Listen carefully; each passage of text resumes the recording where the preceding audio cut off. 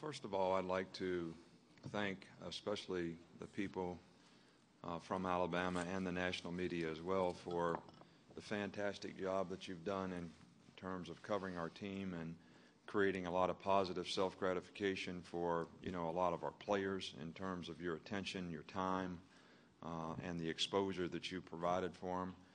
I think they probably don't really know how to say thank you, but I know they appreciate it. I know it's important to them. We're very proud of the fact that, we have guys up for national awards as well as 4 guys that, made All-American yesterday, and I think it's the exposure they gain from your interest and the things that you do that helps those guys be able to receive those kinds of awards and that kind of positive self-gratification. So I'd just like to thank you for all that you do for the University of Alabama as well as college football.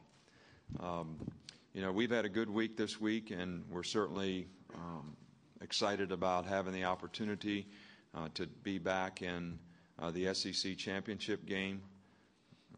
This is a little bit like a title fight, and the other team's going to be pretty good. They're going to know how to win, or they wouldn't be here. They're going to be well prepared and probably pretty well coached, and I think that hopefully we learned a few things last year about what it takes to be a champion, what it takes to win a championship, and it's a very good team that we're playing. All the things I said above are true about the team that we have an opportunity to play. It's just going to be a matter of every player being able to focus on what they need to do each play in the game for every play in the game, because each play or any play can affect the game and the outcome of the game. And regardless of the circumstances in the game, you're going to have to be able to compete through that and play every play in the game that way. So I know you have a lot of questions about the specifics of the game, but I just think that's really important to understand what it takes, to win a championship. The team togetherness that it takes, the discipline to execute in an emotional environment and being responsible for your own self-determination, the positive energy and attitude to affect your teammates, and the kind of resiliency and effort that it's going to take for every play in a game to be able to compete in a championship game. Okay, we'll take questions. Let's go to the first one in the back. Go ahead. Coach, I'm sure you're very familiar with the segment of the population in Alabama that thinks football was invented there. And I'm wondering if you guys look at it in any way as tomorrow an opportunity to kind of toss this usurper off the throne and for Alabama to regain its position as the king of football in the South. I'm all the things that you assume that I would think about, I don't think that. Okay, so it's hard for me to answer a question where, first of all, I think our fans have great passion, but I think the fans in the SEC have great passion for their teams regardless of where you go and play, and I think that's why a lot of people and a lot of players want to be in this league, and I think that's why the league is great as it is. We sort of know that the expectations at the University of Alabama are relatively high relative to the tradition that they have there and the passion that they have there. But and I would probably even go as far to say our fans think that's unique, and they're proud of that. But the fact of the matter is there's a lot of passion a lot of other places for their football too. And we understand that all the love that we get is conditional on one thing, and that's that we win the game. So that's how I look at it.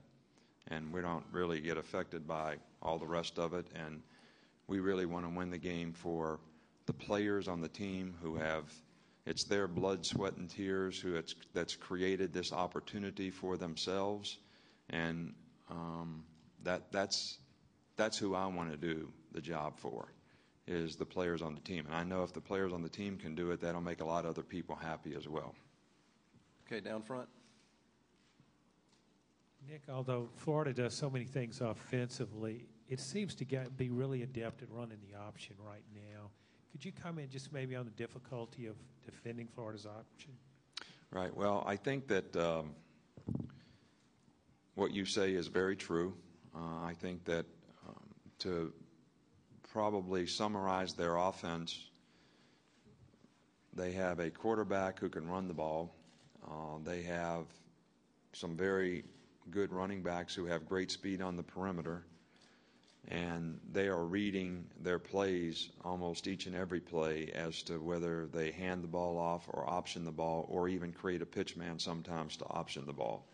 Or even when they run a shuffle pass, sometimes they have the option to pitch the ball.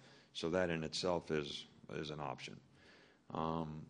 And so it is difficult to defend because it's about numbers.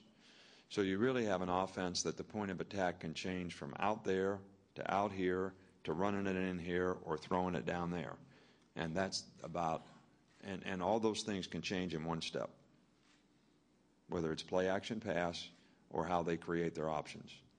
And the fact that they have a quarterback who is unique in terms of his ability to run the ball, execute their offense, and be a very efficient, effective passer makes it very important to play very disciplined team defense in terms of everybody keying being in the right spot and making sure you keep the right sideboards on the defense. And they do it out of a lot of different personnel groups and a lot of different formations, so that makes it even more difficult for the defense to adjust to each one of those things correctly.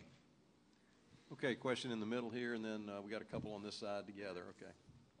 I have two real quick, Claude, if that's okay. First, just a housekeeping, Coach Saban. Could you talk about how Mark Ingram is after yesterday's practice? Mark is fine and practiced well, and we think he's ready to go. So, you don't know when, guys go into games with injuries, what their situation is going to be right until game time, but we have a good feeling about it right now, and I think Mark has a good feeling about it as well. And second, for both you and Florida to have to go through this league, play 8 games, go undefeated, and still really neither one until tomorrow have a champion. Is this the toughest league in terms of what you have to do to be a champion in the country, do you think? Well, I haven't played in all of them, but certainly, well, just think about it. Whether it was last year or this year, you're going to have to beat 2 of the best 3 teams in the country to be able to win a championship, which they were able to do last year.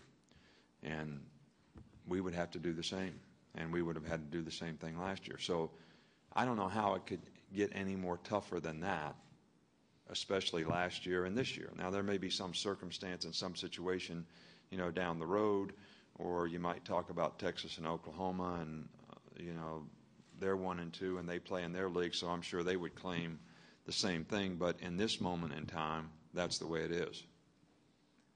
All right, go ahead on the right side. Coach, last year's disappointment of walking off this field with a loss, did that have to be mentioned much this week, or is it just something that's been boiling since last December? Well, I think our players learned from their experience last year. Florida's a very good team, and we're interested in playing our best football game of the year.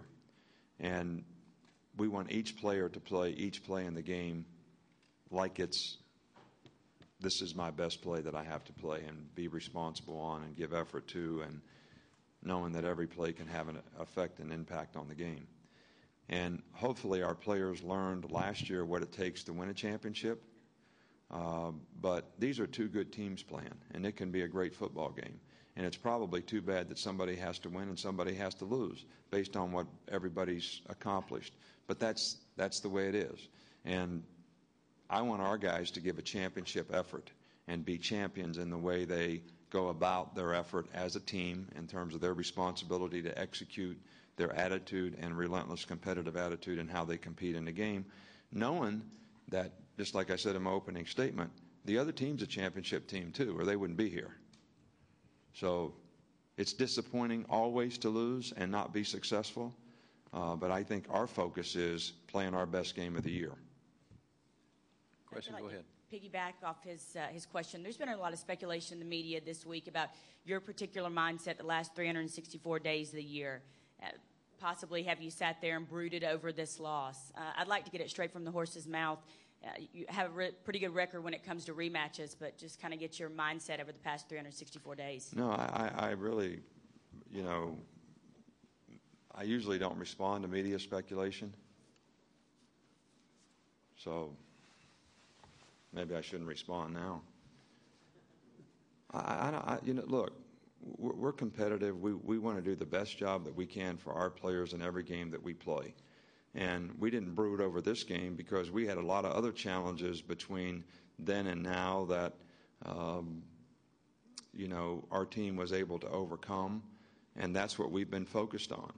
And we focused on those things with the idea and the goal in mind that we wanted to get back to the championship game and have another opportunity to win an SEC championship. So I'm proud of the players for what they're able to continue to do for that. But my mindset has been to do what we can do to help our team play the best football that they can play and make us the best team that we could be so that we would have the best chance to do this. Okay, over here, Nick, who you got? Go ahead. Nick, Florida's given up a whole bunch of sacks this year. You've obviously got some monsters on your defensive line. Just talk about that matchup in the trenches, please. Well, I think that on both sides of the ball, it's going to be really important to who can control the line of scrimmage is going to have a huge advantage.